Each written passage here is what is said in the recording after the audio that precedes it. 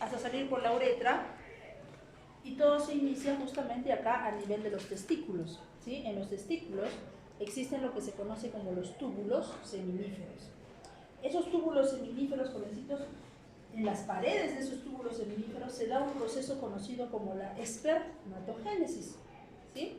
Esas células que se han producido por espermatogénesis van a salir, van a continuar por los túbulos rectos, luego van a seguir su trayecto por la red de testis, los conductillos eferentes, conducto del epéndimo, conducto deferente, conducto eyaculador y finalmente por la uretra peniana.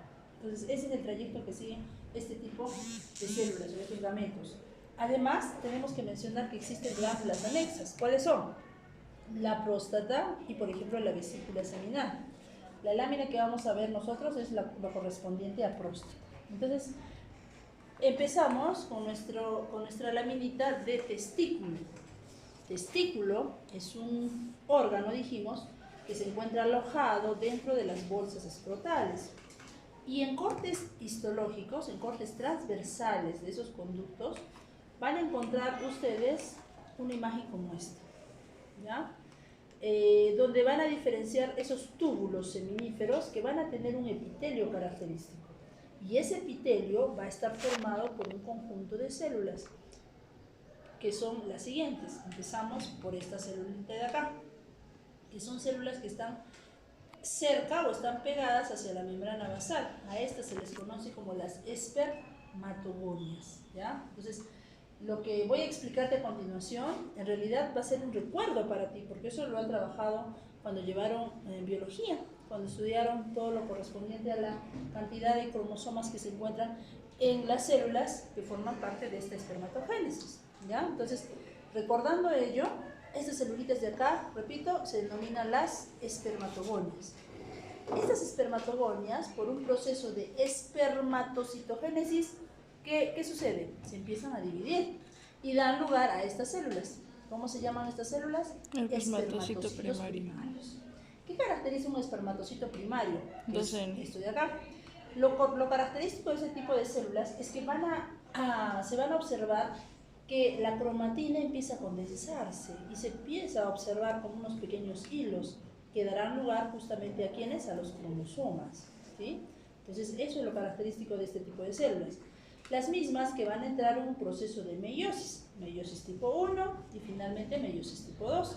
En la meiosis tipo 1, estos espermatocitos primarios se van a convertir en ¿quiénes? Espermatocitos secundarios. Que por cierto, estas celulitas en cuanto a su tiempo de vida es algo corto porque rápidamente continúan con el proceso de meiosis 2 y se convierten ¿en qué? En las espermátides, ¿ya? Entonces estos espermatocitos secundarios los vamos a tratar de buscar con mucho detenimiento, pero la característica principal de este tipo de células es que la carga cromosómica, ¿sí?, en cuanto a la cantidad de cromosomas, ha disminuido. ¿Por qué? ¿Cuántos cromosomas tiene un espermatocito primario? A ver, si recuerdan. 46. ¿Y un espermatocito secundario? 23. 23, la mitad, ¿verdad? ¿Y un espermátide? 23. 23. ¿Y entonces cuál es la diferencia entre los cromosomas de un espermátide y un espermatocito? ¿Verdad? Ya no son diploides. No. No tiene nada que ver la palabra diploide. Diploide es otra cosa. ¿Cómo se denomina eso? Cromátides. Ya no son, claro, esas no tienen una cromática. Exacto. Las espermátides solo presentan una cromátide. En cambio, los espermatocitos secundarios, cada una de sus células, cada uno de sus cromosomas va a presentar dos cromátides, ¿sí? Y finalmente esas espermátides, por un proceso de maduración, se convierten en espermatozoides, ¿ya? Que son los que finalmente van a desprenderse y van a llegar hacia la luz. Pero hay acá algo importante, y es esta célula de acá, que cada vez que tú la recuerdes, que se denomina por cierto la célula de Sertoli, tienes que acordarte de las funciones que tiene. Y por cierto, lo que tú observas en la imagen en sí es el núcleo, que es un núcleo muy prominente y un núcleo de cara abierta, por cierto. Y el citoplasma es el que no lo logramos diferenciar claramente porque el citoplasma es el que va a albergar a cada uno de estos tipos celulares. ¿Qué funciones cumple la célula de Sertoli? En primer lugar, nutrición, protección, sostén. ¿Qué más? producción de inhibina, producción de ABP, o sea, de la proteína fijadora de andrógenos, producción de estrógenos, fagocitosis, ¿sí? Entonces tiene una serie de funciones que es indispensable, por favor, que cada uno de ustedes lo tenga muy en cuenta. Es más, cuando ustedes me pregunten sobre esta célula, cuando me tenga que llamar para yo acercarme a ver su microscopio, ustedes no me van a decir, esta es una célula de Sertoli, no, me van a decir, esta célula fabrica inhibina, algo así. Si no, no me acerco, ¿ah? A ver, vamos a poner a prueba ello. Y si tu biología para recordar las funciones de esta célula podría ser la que corresponde a las funciones que cumple una mamá, ¿sí? Entonces, cuando tú te acuerdas de la célula de Sertoli, tal vez por allí puede traer a tu memoria las acciones que realiza tu mamá por ti, como por ejemplo la nutrición, ¿no? Hay algunos, bueno, excepto las personas que viven solos, pero normalmente en la casa siempre la mamá está preocupada por lo que estás comiendo. Protección también, ¿ya? Entonces, eso es importante que ustedes utilicen siempre algunas mnemotecnias para recordar las funciones de ciertas células. Ahora, que por fuera totalmente, dijimos que esto está formando parte del túbulo seminífero, ¿no? Como esto, ¿sí? ¿Te das cuenta? O sea, lo que te he explicado es esto, ¿verdad? Pero ¿qué pasa? ¿Qué hay fuera de los túbulos seminíferos? ¿Qué hay acá? Hay un tejido intersticial. Y en ese tejido intersticial nosotros encontramos estas células. A estas se les llama las células de Leydig. ¿Qué función cumplen estas células de Leydig? Chicos, ¿qué función cumplen? Producción de testosterona, ¿ya? Y finalmente, recubriendo totalmente a los testículos, nosotros encontramos una capa que se denomina la túnica albuginia, que no es más que tejido conectivo que va a estar revistiendo a todo este órgano, ¿sí? Listo, entonces una vista como esta me mostraría aquí claramente la pared del túbulo y me mostraría los tipos celulares. Esta célula, espermatogón. Estas células de aquí, que presentan como unos hilitos o en algunos casos como unos puntos, espermatocitos primarios. Luego tenemos las espermátides, ¿ya? Y finalmente por fuera hacia la luz los espermatozoides. Recuerden que los espermatocitos secundarios hay que buscarlos con entendimiento, no siempre los vemos fácilmente. Así como este, por ejemplo. Miren, este de acá está clarísimo. Este es una espermatogonia, ¿sí? Espermatocito primario, igual que este, y miren este. Eso se denomina un espermatocito secundario, ¿ya? Notan la cantidad, ¿sí? De esa cromatina condensada es menor, ¿verdad? Y finalmente las espermátides, y que a la luz van a dar lugar a los espermatozoides. ¿Y qué es esto?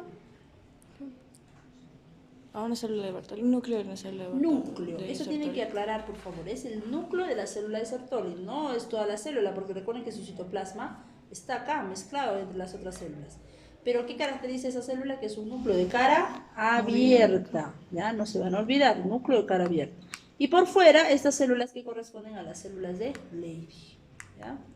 Es otra vista, de igual forma, y pasamos al siguiente órgano. Este órgano ya corresponde a los órganos de las vías espermáticas, y el órgano que tienen al frente ustedes corresponde a epidídimo, ¿ya? ¿Epidídimo lo han visto alguna vez? Sí. Muy bien, qué bueno que se acuerdan. Ya algunos nunca me dicen todavía. Corresponde a un órgano que básicamente está formado por un epitelio característico, que es un pseudoestratificado, cilíndrico ciliado, y que va a presentar, no ciliado, porque va a presentar en vez de cilios estas estructuras. ¿Cómo se denominan estos? Estereocilios. ¿Qué son los estereocilios? Son prolongaciones de los citoplasmas de estas células, ¿sí? Prolongaciones. Ahora, ¿cuánto dura, escuchen la pregunta, cuánto dura el proceso de la espermatogénesis? A ver, los varoncitos son los que tienen que sacar cara, igual cuando nos toque femenino yo voy a preguntar a la señorita, a ver, ¿cuánto dura el proceso de la espermatogénesis? Vamos, ¿cuánto? Chicos, ya, los varoncitos. 64 días. Muy bien, exactamente, tengo que gritarles para que despierten. 64 días, ¿ya? Después de esos 64 días, los espermatozoides tienen que pasar por los túbulos que te mencioné y tienen que pasar también por el epidídimo. ¿Pero para qué? Para terminar su proceso de maduración. ¿Ya? Aquí se van a fabricar unas sustancias que van a permitir justamente que estos espermatozoides no liberen pues hacia la ligera las enzimas que están en su acrosoma. ¿Sí? ¿Estamos de acuerdo? Entonces, eso por favor tenganlo muy en cuenta. ¿Y qué será esto? Espermatozoides. Restos de espermatozoides. Muy bien, restos de espermatozoides. Entonces, como órgano, no se olviden que el epidídimo es un tubo largo, pero como está totalmente envuelto sobre los testículos, al hacer un corte transversal, se ve la luz de los segmentos de ese epidídimo. ¿Sí? Y todo lo que ves alrededor, tejido conectivo. ¿Ya? Otra vía espermática. ¿Cómo se denominará esta vía? A ver, ¿qué este órgano? A ver, ¿cuál? Conducto deferente. Muy bien, este es el conducto deferente. ¿Podrá confundir este órgano con algún otro? El intestino no se pase, ¿verdad? El intestino. Nada. ¿Con algún otro? No, ¿verdad? ¿Por qué? Porque lo primero que me van a ver es esto. ¿Qué es esto? El epitelio. ¿Qué epitelio es?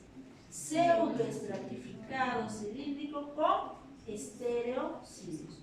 No todas las células tienen estereocilos, pero sí unas cuantas podrían ustedes diferenciar aquí. Entonces, el plano estructural del conducto deferente es epitelio con lámina propia que forma la mucosa, una capa muscular que tiene, por cierto, 3 subcapas y finalmente una adventicia. ¿Ya? ¿Estamos de acuerdo?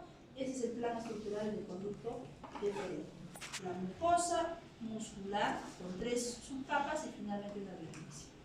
Y una vista, mira, mayor aumento, así es como se observa el epitelio, ¿no?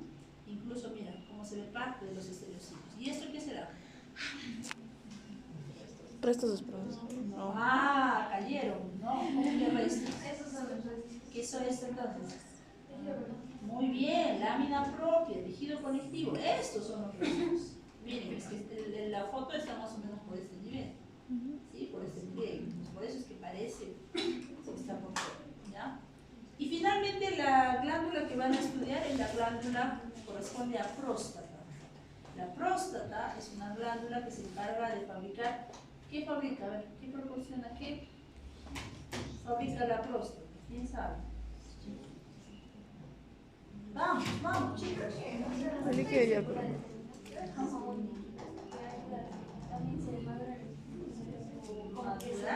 No que nutra a los espermatozoides para nutrirlos. Permiten darle su nutrición, pero ¿qué es básicamente? Es alcalino, es blanco. Fosfatasa, un tipo de fosfatasa alcalina, por ejemplo, ¿ya? ¿Y dónde se fabrican? Se fabrican en esas estructuras huecas con luz que se denominan las glándulas túbulo-alveolares. En otra vista, así es como se observaría estas glándulas túbulo-alveolares que van a presentar un epitelio simple cilíndrico y que en su interior van a contener esto, que vendría a ser la secreción, ¿ya? Que sobre todo, jovencitos, en próstatas de animales que están en la senectud, van a observarse que esa secreción se empieza a calcificar y empieza a formar estas estructuras. Esto de acá. A esto se le denomina las concreciones prostáticas. Concreciones prostáticas, ¿ya? Esto que está presente, repito, a un mayor aumento, miren, se vería así. Como si fueran unos círculos y que están dispuestos de manera concéntrica. ¿Notas? Quiero que noten la diferencia entre esto, miren, y esto. ¿Sí? Es muy diferente. Esto, ¿a qué corresponde? A la secreción. Y esto corresponde a las calcificaciones. ¿Ya? Entonces, cada una de estas estructuras, ¿qué son? Glándulas túbulo-alveolares. ¿Ya? Entonces, en una vista panorámica se vería así, ¿no? Gran cantidad de glándulas y todo lo que corresponde a tejido conectivo, con ciertas fibras musculares, vasos sanguíneos dispuestos en todo este órgano. Y finalmente, esta no les han puesto, pero es simplemente para que lo recordemos. Recordemos que pene también forma parte del aparato reproductor masculino. ¿Y de qué estaba formado? A ver, de los cuerpos cavernosos, Y esponjoso. el cuerpo esponjoso y Uretra, acá, uretra la peniana. uretra peniana. ¿Sí? Entonces, y por fuera totalmente, ¿qué es esto? Epitelio. Epitelio, piel, ¿no? Piel que está recubriendo por fuera totalmente a este órgano. Listo, chicos, ahora sí, empezamos con nuestro trabajo.